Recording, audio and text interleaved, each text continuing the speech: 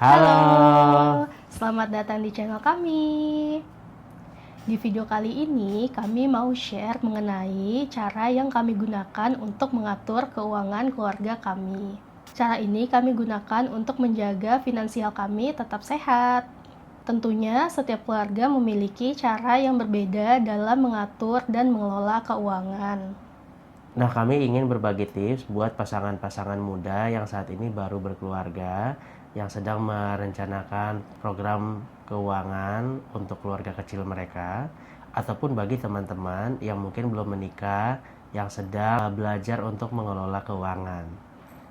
Tips yang akan kami bagikan ini nggak cuma teori, tapi memang yang benar-benar udah kita implementasikan selama kita berkeluarga. Jika kalian sedang merencanakan keuangan untuk keluarga, kalian bisa tonton video ini sampai habis ya. Sebelum kami share mengenai tips-tips kami mengelola keuangan, mungkin di awal aku izin untuk menjelaskan dulu definisi keuangan sehat untuk keluarga muda. Setidaknya ada 3 kriteria yang menandakan keuangan kita itu sudah sehat atau belum. Yang pertama adalah memiliki arus kas yang positif, di mana pendapatan itu lebih besar daripada pengeluaran. Yang kedua adalah memiliki rasio hutang yang sehat, di mana cicilan tidak lebih besar 30% daripada pendapatan. Yang ketiga adalah manajemen risiko, yaitu memiliki dana darurat dan proteksi. Dengan memiliki ketiga kriteria tadi, biasanya akan lebih mudah dalam mencapai tujuan-tujuan keuangan. Oke, selanjutnya kita langsung masuk aja ke tips-tips dan cara kami mengelola keuangan. Oke, tips yang pertama, memiliki komunikasi dan visi yang sama terkait dengan tujuan keuangan. Nah, hal ini penting sekali buat kita ataupun kita bersama pasangan untuk tahu apa yang menjadi goal kita saat merencanakan keuangan. Di awal menikah, saya dan istri sudah berkomunikasi bagaimana spending behavior kami dan apa saja yang menjadi goal dari sisi finansial yang ingin kami tuju, baik saya secara personal ataupun saya bersama istri. Dan dari situ kita bisa membuat plan yang jelas bagaimana kita bisa mencapai visi keuangan yang kita ingin tujukan. Oke, itu tips yang pertama. Kita lanjut ke tips yang kedua. Tips yang kedua adalah memiliki lebih daripada satu income atau pendapatan. Pendapatan dalam perencanaan keuangan ini, teman-teman, itu analoginya seperti sebuah meja. Jadi meja itu kan punya kaki-kaki gitu ya, penopangnya gitu. Nah, ketika hanya ada satu penopang dan jika penopang ini itu jatuh gitu ya, tentunya mejanya juga akan ambruk gitu. Tetapi berbeda dengan meja yang memiliki beberapa kaki atau penopang. Sama halnya dengan pendapatan. Nah, di awal menikah memang kita juga sudah mengkomunikasikan terkait sumber pendapatan dalam keluarga kami. Untuk saat ini kita sama-sama bekerja gitu ya. Dan selain pendapatan aktif yang kita dapat dari kerja sebagai karyawan full time, kita juga ada pendapatan dari sampingan kita, side hustle kita, dan juga kita punya pendapatan dari investasi, pendapatan pasif gitu. Di awal kami menikah, ini juga salah satu hal yang saya diskusikan bersama pasangan terkait pilihan untuk bekerja gitu. Nah, dari suami saya sendiri sebenarnya memberikan kebebasan dari saya untuk bekerja atau tidak. Nah, tapi menurut saya di era ekonomi yang seperti sekarang gitu ya, ketika kita memang masih memiliki kesempatan untuk bisa produktif dan selagi tidak mengganggu peran saya sebagai istri dan ibu rumah tangga, menurut saya itu aman-aman aja untuk tetap bisa bekerja dan produktif. Tips selanjutnya juga adalah memiliki arus kas positif. Arus kas positif ini di mana pendapatan kita itu lebih besar daripada pengeluaran kita gitu. Nah, kami sendiri income bulanan ya, sebagai mayoritas income kita masih dari income aktif dari pekerjaan full time kita, sehingga kita memastikan pengeluaran bulanan kita itu tidak lebih besar daripada pendapatan bulanan kita. Nah, untuk memastikan ini, di awal kita menikah, kita itu sudah rutin melakukan budgeting, teman-teman, gitu. Nah, budgeting yang kami lakukan ini sangat sederhana. Kita menggunakan Google Sheet, di mana di Google Sheet itu kita selalu mencatat income kita, kemudian pengeluarannya itu juga kita kategoriin, mana yang sifatnya living expense, kayak kebutuhan pokok, tagihan listrik dan lain-lain, mana yang sifatnya cicilan, dan mana yang sifatnya saving dan investasi. Budgeting ini tuh sangat penting banget untuk memastikan kita pengeluaran kita itu sesuai dengan pos-pos yang sudah kita budgetkan. Dan dengan budgeting ini juga kita juga bisa mengatur beberapa porsi yang akan kita tabung untuk tujuan keuangan kita. Betul. Tips selanjutnya adalah memastikan untuk memiliki dana darurat dan juga dana proteksi, teman-teman. Nah, dana darurat adalah dana yang memang kita sisihkan untuk keadaan-keadaan darurat. Mungkin beberapa contoh di sini kapan kita menggunakan dana darurat.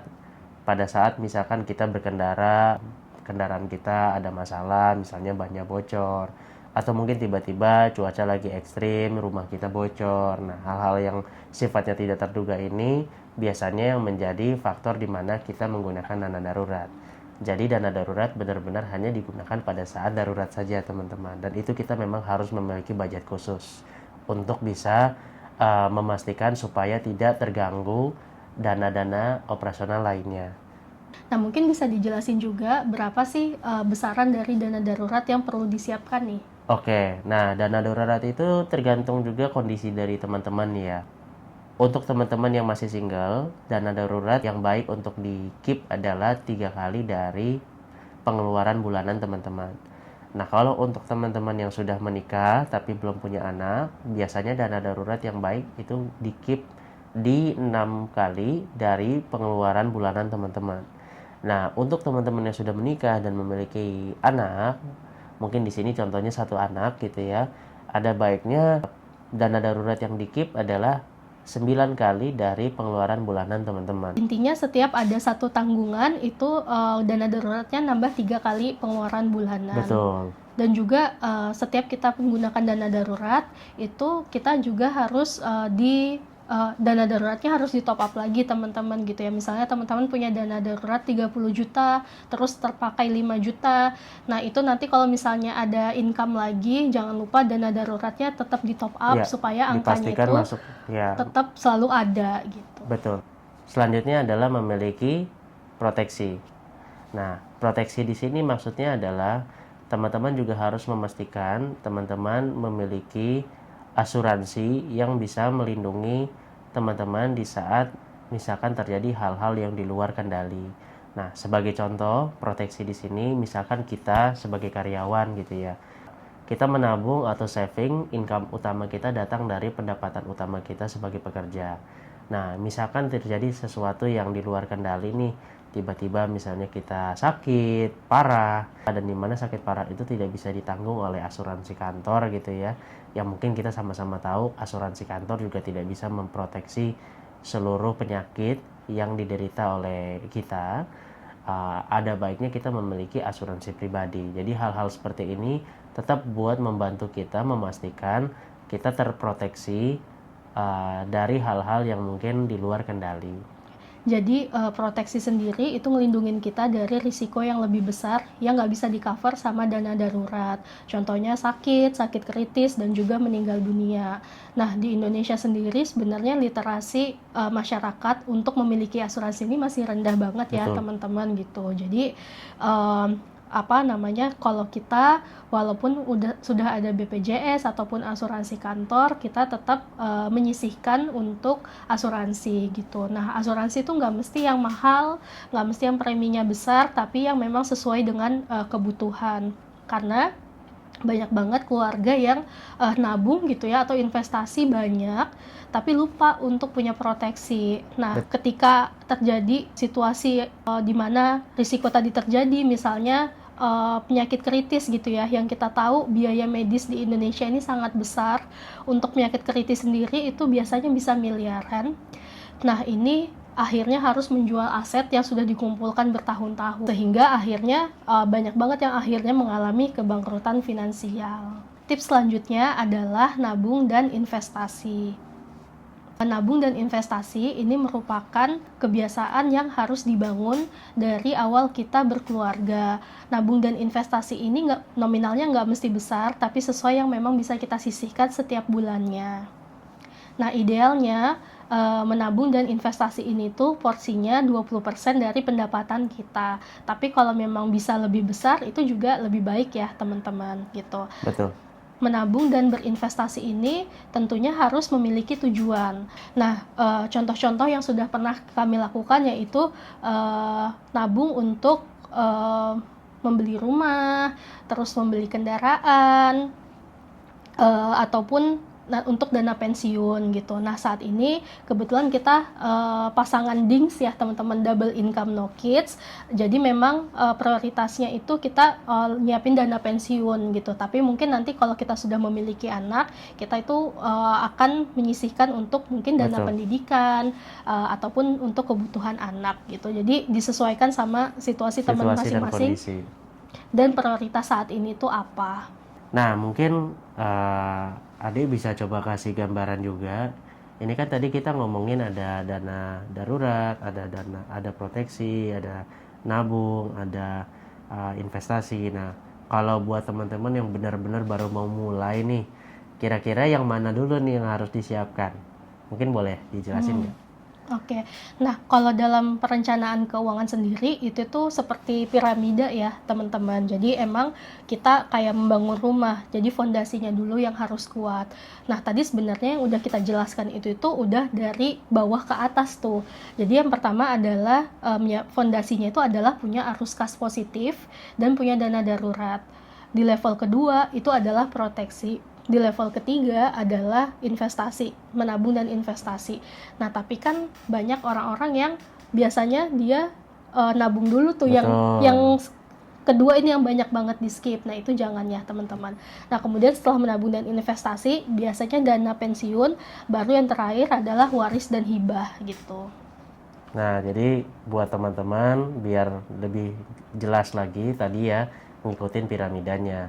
Nah, kebiasaan-kebiasaan lain yang biasanya kita lakukan untuk memastikan finansial kita sehat itu adalah membuat resolusi finansial setiap tahunnya gitu. Nah, ini mungkin sudah kita lakukan sekitar 3-4 tahun ke belakang ya teman-teman. Jadi di mana salah satu agenda kita di malam tahun baru itu adalah kita bongkar-bongkaran nih untuk data-data finansial kita gitu ya. Jadi gimana sih setahun kemarin, apakah kita on track secara budgeting, terus gimana aset kita bertumbuh berapa persen, dan juga kita set untuk tujuan kita di tahun selanjutnya atau beberapa tahun ke depan.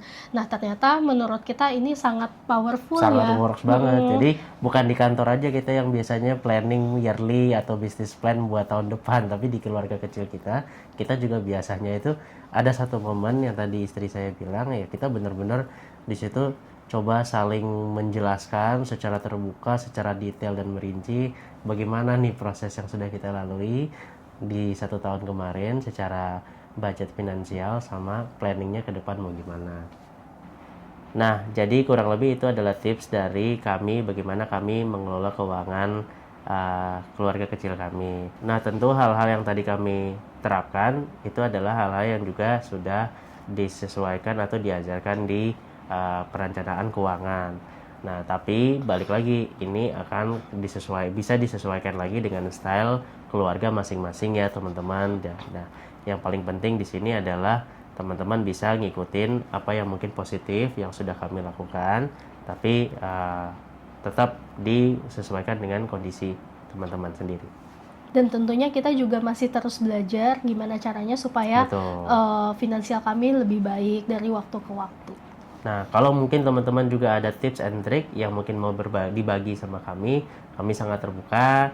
Tolong di komen aja teman-teman di kolom komentar. Oke, sekian video kali ini. Sampai jumpa di video selanjutnya. Bye. Dadah.